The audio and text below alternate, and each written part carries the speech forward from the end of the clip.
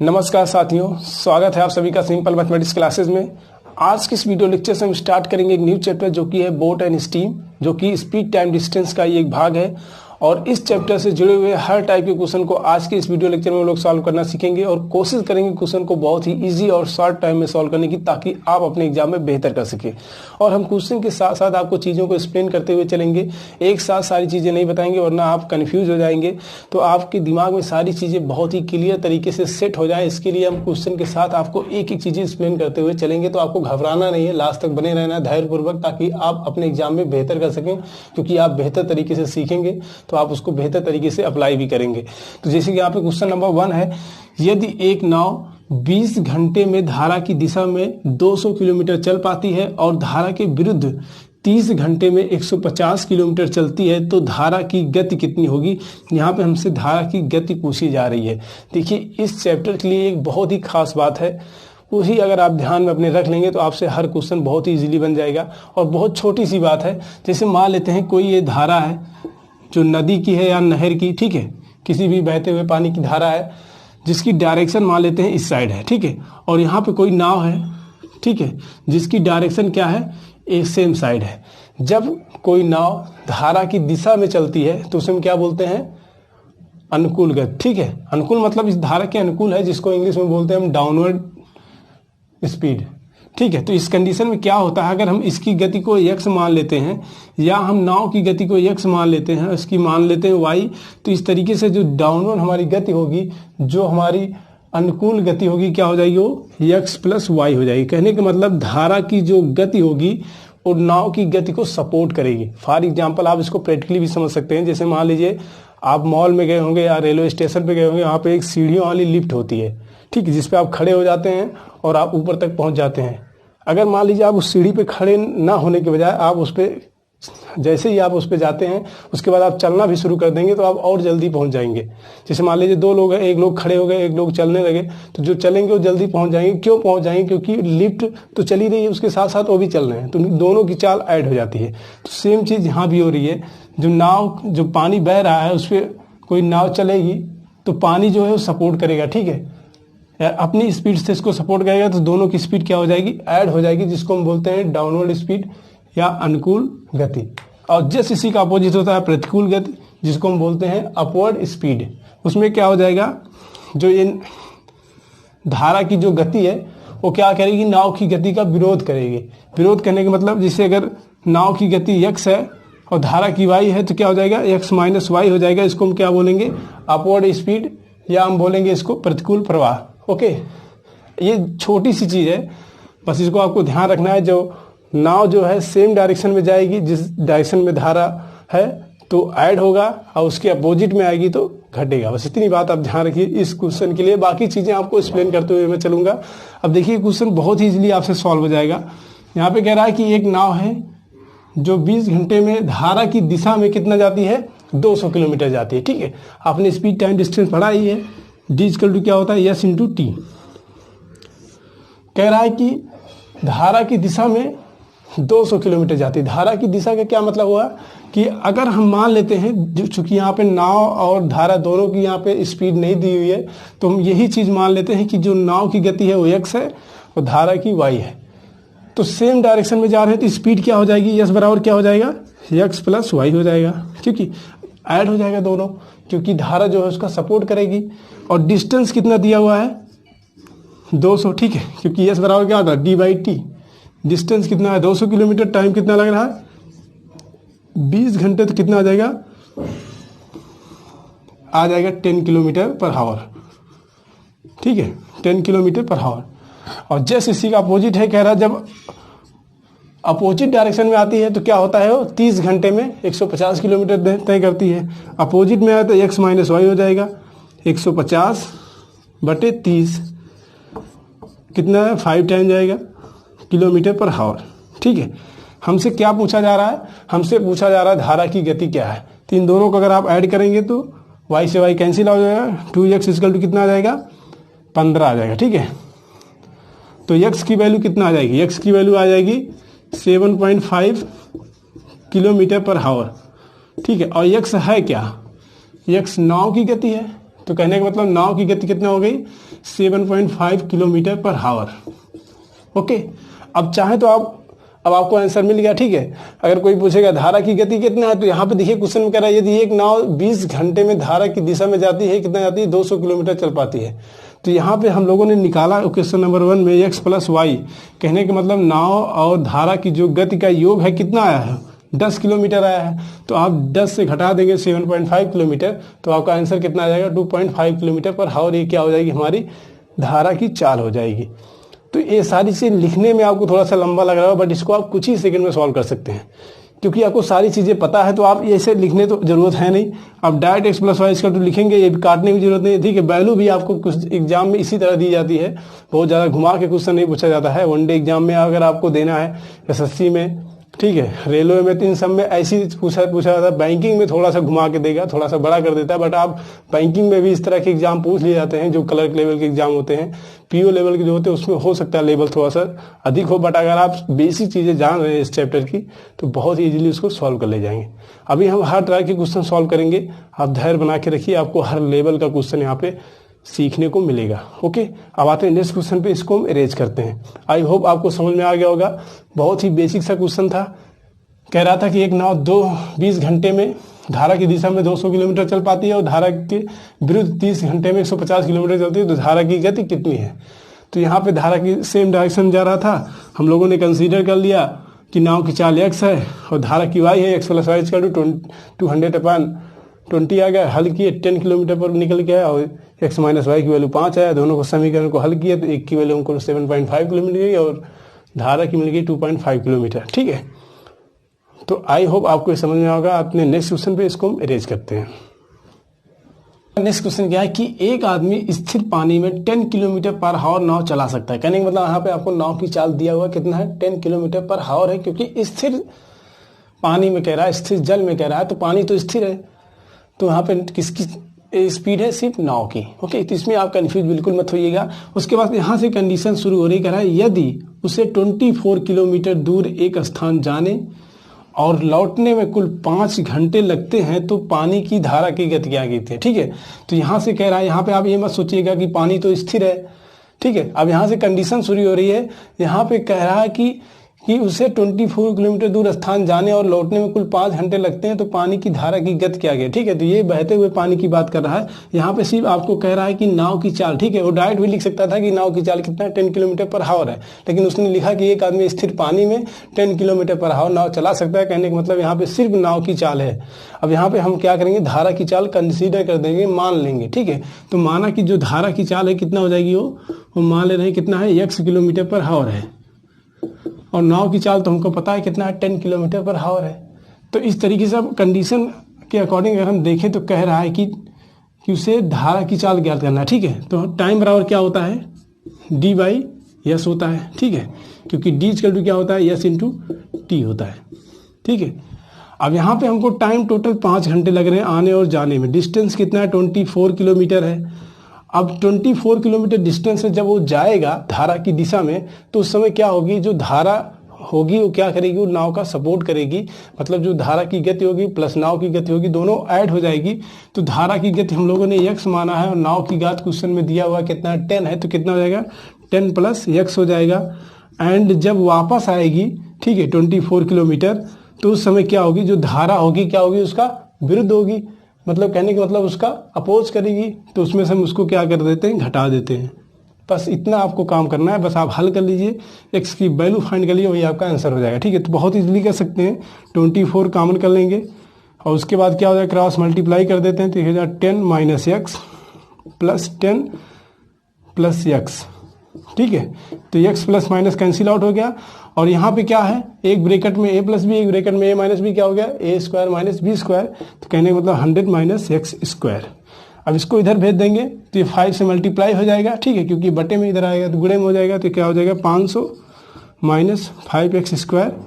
और इधर आप सरल करेंगे कितना हो जाएगा, 20 हो जाएगा। 20 में मल्टीप्लाई करेंगे 24 से कितना हो, 240 हो जाएगा। ठीक है, अब 500 में से 240 घटा देते हैं, इक्वल 5x²। ठीक है, 500 से में से सॉरी कितना हो जाएगा, ये 20 हो जाएगा ना, 10 + 10 20 हो जाएगा, 20 से मल्टीप्लाई किए 480 हो जाएगा, ठीक है। सॉरी यहाँ पे मेरे 480 हो जाएगा, ठीक है। अभी 480 यहाँ से घटा देंगे तो कितना आ जाएगा, 20 आ जाएगा, ठीक है। 20 इक्वल कितना 5x² है, तो x की वैल्यू कितना आ जाएगी, यहाँ पे 4 आ जाएगी। x² की वैल्यू 4 आ गई तो x की वैल्यू कितना आ जाएगी, 2 आ जाएगी। तो कहने का मतलब जो धारा की गति होगी कितना हो जाएगी, 2 km/h हो जाएगी, ठीक है। कितना हो जाएगी, 2 km/h। यही हमारा आंसर हो जाएगा, ठीक है। तो इस तरह का क्वेश्चन आएगा तो मुझे उम्मीद है आप बहुत ही इजीली कर ले जाएंगे, क्योंकि अगर इस तरह कहेगा कि स्थिर पानी में या स्थिर जल में किसी नाव की चाल, तो सिर्फ नाव की चाल होती है क्योंकि स्थिर पानी है। उसके बाद यहाँ पे सेकंड सिचुएशन आएगा तो आप ये मत सोचिएगा पानी तो स्थिर है तो उसकी धारा की चाल तो 0 हो जाएगी, लेकिन यहाँ से कंडीशन कह रहा है, ठीक है। तो यहाँ पे धारा की चाल हम कंसीडर करेंगे। अब ये चलते हुए पानी की बात कर रहा है, ओके। यहाँ पे आपको कंडीशन दी थी सिर्फ नाव की चाल बताने के लिए, यहाँ पे कहा था कि स्थिर पानी में, ओके। तो इसमें आप कंफ्यूज बिल्कुल मत होइएगा। उसके बाद सिचुएशन बहुत ही सिंपल थी कि जाता है 24 किलोमीटर, आता है टोटल 5 घंटे लगते हैं। तो आपको धारा की क्या बतानी है, टोटल 5 घंटे लग रहे थे। डिस्टेंस आपको दी थी, धारा हम लोगों ने कंसीडर कर ली, और नाव की चाल हमको पता थी 10 + x प्लस कंडीशन लगाया और इसको सिंपली इस इक्वेशन को हल कर लिया। x की वैल्यू हमको कितना मिल गई, 2 मिल गई। कहने का मतलब 2 km/h, यही हमारी धारा की चाल। ओके, हमारा नेक्स्ट क्वेश्चन क्या है कि एक व्यक्ति धारा के प्रतिकूल नाव से 12 किलोमीटर की दूरी 5 घंटे में तय करता है, जिसमें से धारा की गति कितनी है, 4 km/h है। यहाँ पे धारा की गति आपको दी हुई है, नाव की गति नहीं दी है। तो नाव की गति हम क्या कर लेते हैं, मान लेते हैं कितना है, x है, ओके। अब इस सिचुएशन में इस फर्स्ट कंडीशन से क्या करेंगे, धारा की गति ज्ञात करेंगे। दूसरी में आपसे क्वेश्चन पूछ रहा है कि वह धारा अनुकूल में, ठीक है, वह धारा के अनुकूल नाव से, ठीक है, धारा के अनुकूल नाव से 15 किलोमीटर की दूरी कितने समय में तय कर सकता है। तो अब देखिए यहाँ पे हमें नाव की चाल की जरूरत पड़ेगी, और हम इसको कैसे निकालेंगे, पहले वाले कंडीशन की हेल्प से। क्योंकि यहाँ पे 2 चीजें आपको दी हैं, धारा की चाल दी हुई है, टाइम दिया हुआ है, और यहाँ पे डिस्टेंस दी है। तो हम लोग जानते हैं स्पीड बराबर क्या हो जाता है, डिस्टेंस अपॉन टाइम हो जाता है। डी की वैल्यू कितना दिया है, 12 किलोमीटर, और उसके बाद टाइम कितना दिया है, 5 घंटे, और स्पीड क्या हो जाएगी, धारा की दिशा में कह रहा है, ठीक है, नहीं सॉरी, कह रहा है एक व्यक्ति धारा के प्रतिकूल में, धारा के अपोजिट डायरेक्शन में कह रहा है। तो कहने का मतलब अगर हमने नाव की चाल x कंसीडर की है, धारा की चाल 4 किलोमीटर है, तो क्या होगी, 4 किलोमीटर उसका विरोध करेगी, तो उसको हम घटा दे देंगे x - 4, और यहाँ से सरल करेंगे तो हमको किसकी वैल्यू मिल जाएगी, नाव की चाल मिल जाएगी, ठीक है। तो इसको कर देते सरल, 5x - 5 × 20 12, इसको लाएंगे तो इधर ऐड हो जाएगा, कितना हो जाएगा, टोटल 32 हो जाएगा। 5x = और x की जो वैल्यू आ जाएगी कितना आ जाएगी, 32/5। डिवाइड कर देते हैं इसको, 5 × 6 = 30, 5 × 20, तो कितना आ गया, 6.4 km/h। 6.4 km/h एक किसकी चाल हो गई, ये हो गई नाव की चाल। अब सेकंड कंडीशन में आते कह रहा है कि वह धारा के अनुकूल, मतलब धारा की दिशा में 15 किलोमीटर की दूरी कितने समय में तय करेगा। हमको स्पीड पता है, डिस्टेंस पता है, तो टाइम हम ज्ञात कर सकते हैं, ठीक है, टाइम, हाँ टाइम ज्ञात कर सकते हैं। तो चलिए टाइम बराबर क्या हो जाएगा, D/s।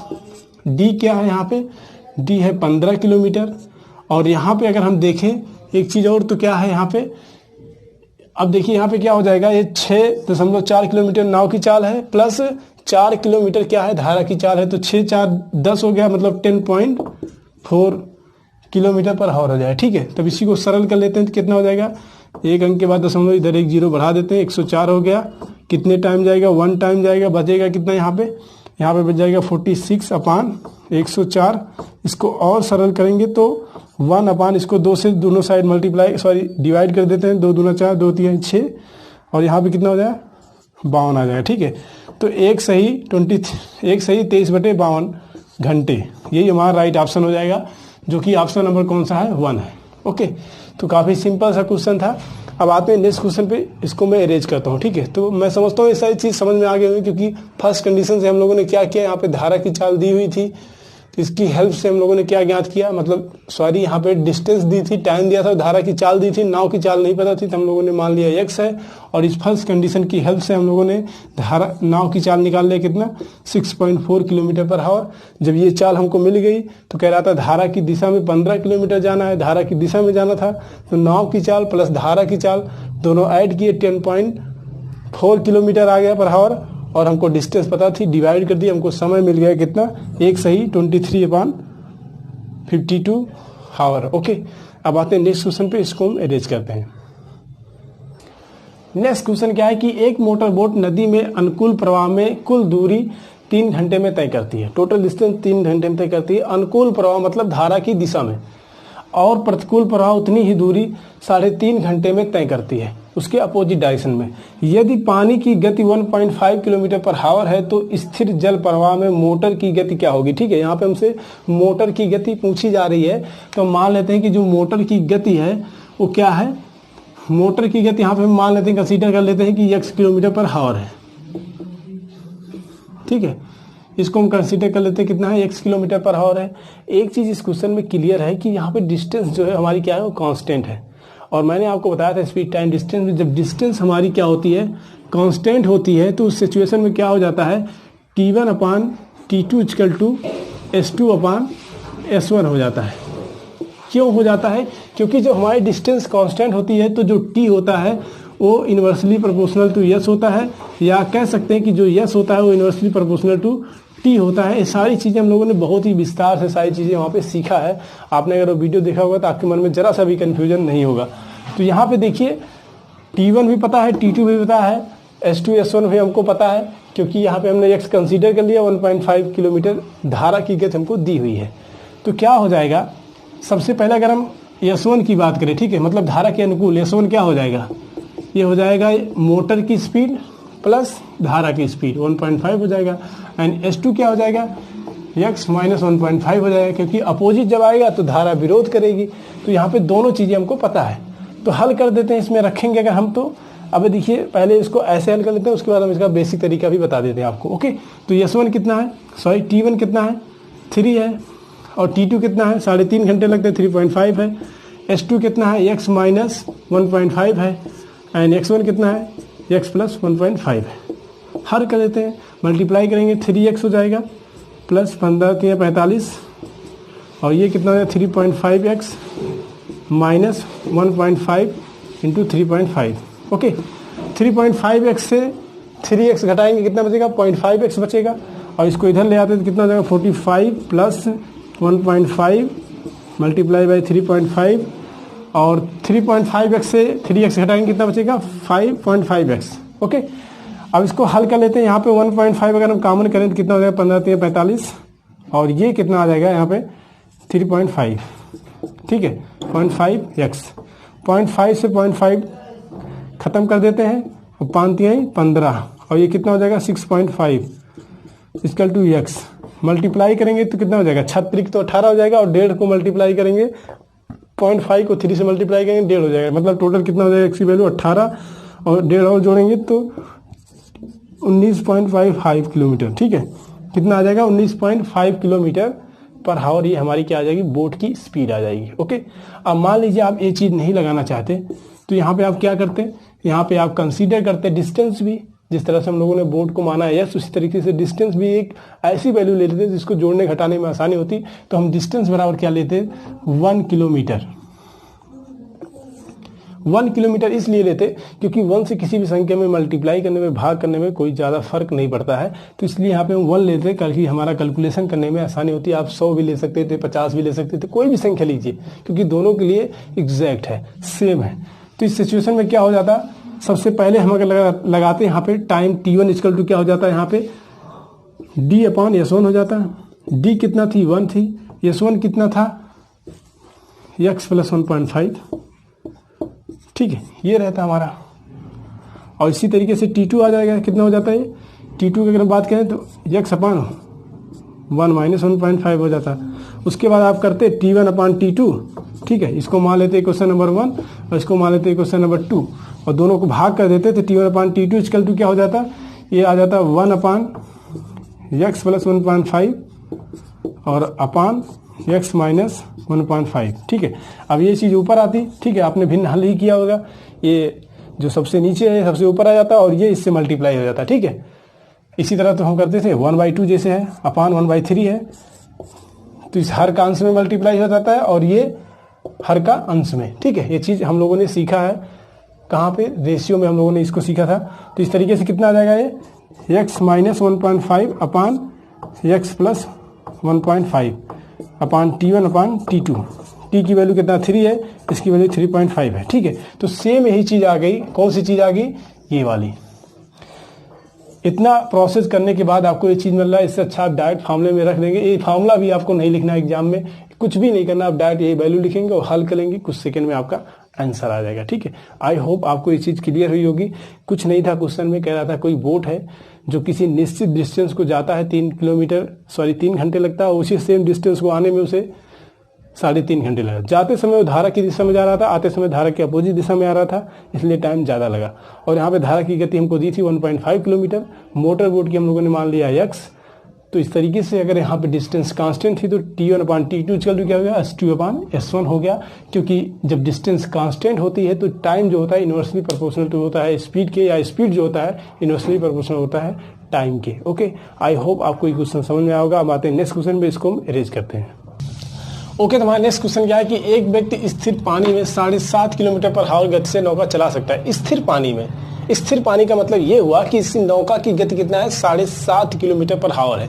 उसके बाद कहता है उसे पता चला कि उसे नदी के विरुद्ध जाने में, उसे धारा के साथ, ठीक है, धारा कह रहा है उसे नदी के विरुद्ध जाने में और उसे धारा के साथ जाने से दुगना समय लगता है। कहने का मतलब ये है कि अगर वो धारा की दिशा में जाता है जितना समय लगता है उसका जस्ट डबल लगता है उसको वापस आने में, तो धारा की गति कितनी होगी, धारा की चाल क्या होगी, ये चीज हमको ज्ञात करना है। तो मान लेते हैं कि धारा की चाल कितना है, x किलोमीटर पर आवर है।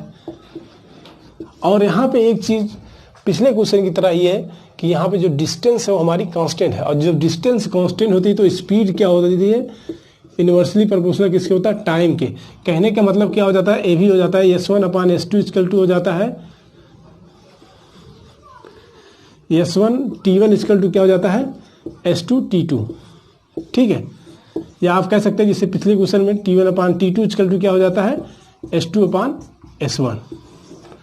तो यहाँ पे हम देख रहे हैं कि हमको जो टाइम है नाव की स्पीड हमको पता है, और यहाँ पे हमने धारा की स्पीड कंसीडर की है। और टाइम कह रहा है कि सबसे पहले जब जाते हैं उधर तो टाइम जितना लगता है उसका जस्ट डबल लगता है आने में। कहने मतलब अगर जाने में 1 मिनट लग रहा है या 1 घंटे लग रहे हैं, जाने में 1 घंटे लग रहे हैं तो आने में कितना लगेगा, 2 घंटे लगेगा।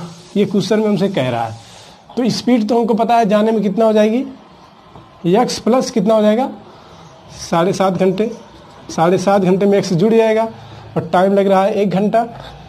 ठीक है, हम 1 घंटा सपोज करके चल रहे हैं तो आने में 2 घंटा लगे, आप चाहे मान लीजिए 2 घंटा, आने में 4 घंटा, ठीक है, कुछ भी मानिए, बात एक ही है।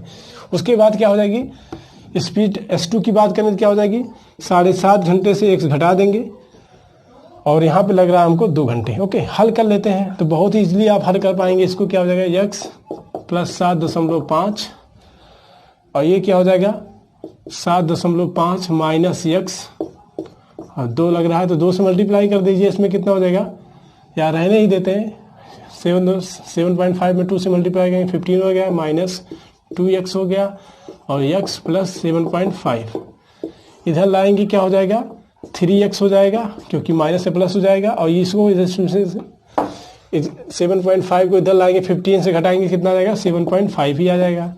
और इसको इसे डिवाइड करेंगे कितना जाएगा, 2.5 आ जाएगा। तो x की वैल्यू कितना आ गई, 2.5 किलोमीटर पर आवर। x की जो वैल्यू निकल के आ गई कितना आ गई, 2.5 किलोमीटर पर आवर आ गई, 2.5 घंटे प्रति किलोमीटर। ठीक है, तो इसमें क्या कह रहा था, एक कोई व्यक्ति था जिसकी हमको नौका की स्पीड दी हुई थी, कितना था, 7.5 किलोमीटर पर आवर। हमें धारा की स्पीड ज्ञात करनी थी। क्वेश्चन में कंडीशन दे रहा था कि अगर वो धारा की दिशा में जाता है तो उसे जितना समय लगता है उसका जस्ट डबल लगता है उसको आने में। तो यहाँ पे हमने देखा कि डिस्टेंस कांस्टेंट है और डिस्टेंस जब कांस्टेंट होती है तो हमने फार्मूला यूज किया S1 S2 equal to S1 T1 equal to S2 T2। ठीक है, क्योंकि क्या होगा जब डिस्टेंस कांस्टेंट है, d इक्वल टू कांस्टेंट है, या देखिए पिछले क्वेश्चन की तरह भी आप इसको कर सकते हैं, d इक्वल टू 1 मान लीजिए। ठीक है, 1 मान लेंगे तो किसी भी संख्या में गुणा भाग करेंगे कोई फर्क नहीं, और 1 मान के ही फार्मूला ये लाया गया है। ठीक है, ये जो सिचुएशन क्रिएट की गई है 1 मान के ही किया गया है। सारी चीज़ें हम लोगों ने बहुत डिटेल में पढ़ा, इसलिए मैं यहाँ पे बता रहे हैं बार बार। तो इस तरीके से आप इसको हल करेंगे, सारी वैल्यू पुट करके जाते समय क्या करेंगे, 7.5 घंटे में x जोड़ देंगे, आते समय 7.5 घंटे में x घटा देंगे। टाइम हम लोगों ने कंसीडर कर लिया, मान लिया जाने में 1 घंटा लगता है तो आने में 2 घंटा लगता है। ताकि सरल करने में आसानी हो। बाकी आप कोई भी वैल्यू ले सकते हैं, 2 लेंगे तो दूसरा उसका डबल 4 लेना पड़ेगा, 10 लेंगे दूसरा उसका 20 लेना पड़ेगा। तो इस तरीके से हमें कोई भी प्रॉब्लम नहीं है इसको सॉल्व करने में, क्योंकि बहुत ही ईजी सा क्वेश्चन है। ओके, अब आते हैं नेक्स्ट क्वेश्चन पे, इसको हम अरेंज करते हैं। ओके, तो हमारा नेक्स्ट क्वेश्चन क्या है कि एक नाव 8 घंटे में धारा के विपरीत 25 किलोमीटर तथा अंदिश 39 किलोमीटर जा सकती है। कहने का मतलब धारा के विपरीत जाती है 8 घंटे में तो 25 किलोमीटर, और उसकी दिशा में जाती है तो 39 किलोमीटर जा पाती है, और साथ ही उसी गति से। ठीक है, ये लाइन बहुत ही इंपॉर्टेंट है, उसी गति से। कहने का मतलब जो यहाँ पे गति है वो क्या है, कांस्टेंट है, मतलब कि दोनों के लिए सेम गति है। पहली कंडीशन के लिए भी दूसरी कंडीशन, उसी गति से 11 किलोमीटर धारा के विपरीत जाने पर 35 किलोमीटर और अंदिश जाने पर 52 किलोमीटर जा सकती है। तो धारा की चाल ज्ञात कीजिए। ठीक है, स्पीड वही है, 8 घंटे चलती है तो 25 किलोमीटर चल पा रही है। और सही बात है, अगर स्पीड वही है 8 घंटे चल रही है 25 किलोमीटर, लेकिन टाइम बढ़ जाएगा तो डिस्टेंस भी तो ज़्यादा तय करेगा, क्योंकि स्पीड तो वही है। ठीक है, जैसे मान लीजिए सपोज दैट कोई व्यक्ति 40 की स्पीड से गाड़ी चला रहा है तो 1 घंटे में 40 किलोमीटर जाएगा, और 1.5 घंटे में की बात किया जाए तो क्या हो जाएगा, 1.5 घंटे में वो 60 चलाएगा। ठीक है, क्योंकि स्पीड उसकी सेम है, ऐसा नहीं कि उसकी स्पीड बढ़ रही है, स्पीड वहाँ पे कांस्टेंट है। तो यहाँ पे हम क्या मान लेते हैं, सबसे पहले चीज़ें तो यहाँ पे हमको दोनों चीज़ें नहीं पता है। क्या नहीं पता है, धारा की चाल भी नहीं पता है और उस नाव की चाल भी नहीं पता। तो मान लेते हैं कि जो नाव की चाल है वो क्या है भैया, x है, और धारा की क्या है, y है। ठीक है, तो फर्स्ट कंडीशन में क्या कह रहा है, t बराबर क्या होता है, d/s होता है। पहला कह रहा है कि 8 घंटे में धारा की अंदिश मतलब विपरीत जो है वो 25 किलोमीटर जाता है। विपरीत मतलब क्या हो गया, नाव की चाल से हम क्या करेंगे, धारा की चाल को हटा देंगे, और जब धारा की दिशा में जाता है तो उसमें हम क्या करते हैं, दोनों की चाल को जोड़ देते हैं। ठीक है, ये क्वेश्चन नंबर 1 हो गया। एंड इसी तरीके से कह रहा है सेकेंड बार, 11 घंटे तक चलता है तो 35 किलोमीटर जाता है, अपोजिट में 35 जाता है, घटा देते हैं, और डायरेक्शन कितना जाता है, 52 जाता है, जोड़ देते हैं। ठीक है, अब इसके बाद इन दोनों इक्वेशनों को हल करके आप x और y की वैल्यू फाइंड करिए। तो यहाँ पे देख रहे हैं हमको बहुत ज़्यादा समय लगेगा, तो हम यहाँ पे अब क्या यूज करेंगे, ये लाइन जो कह रहा है कि वहाँ जो गति है उसके लिए सेम है, मतलब जो गति है यहाँ पे, जिस गति से यहाँ पे 8 घंटे में 25 किलोमीटर और 39 जा रहा है विपरीत और एक ही दिशा में, उसी गति से यहाँ पे 11 घंटे में 35 जा रहा है। तो कहने का मतलब यहाँ पे कॉमन है, तो यहाँ पे हम देखेंगे कि यहाँ पे इसमें दोनों में कॉमन क्या है, इनका HCF क्या है, कॉमन मतलब HCF ऐसा फैक्टर जो इन दोनों को पूरी तरह से डिवाइड कर सके। तो कौन सी संख्या है, ये 5 है, 5 4 25 5 7 35, और यहाँ पे देख रहे हैं क्या होगा, यहाँ पे देख रहे हैं कितना है, 13 है। ठीक है, 13 3 39, 13 चौका 52। तो लेकिन हम देख रहे हैं यहाँ पे 5 आया कॉमन और यहाँ पे 13 है, तो हम कह रहे हैं, वैसे भी आप देखिए 13 है और 5 है। ठीक है, तो इन दोनों में से अगर आप देखना चाहें तो किसमें आपको नजर आ रहा है कौन सा बड़ा है, 13 बड़ा है। ठीक है, 13 बड़ा है 5 से, तो बड़ा कौन सा होता है। अभी हम लोगों ने कई क्वेश्चन सॉल्व किया, हमने वहाँ पे देखा कि स्पीड अधिक कब होती है, जब धारा उसका सपोर्ट करती है। ठीक है, जब धारा उसका सपोर्ट करती है तभी तो स्पीड अधिक होती है। कहने का मतलब x + y = कितना हो जाएगा, 13 हो जाएगा।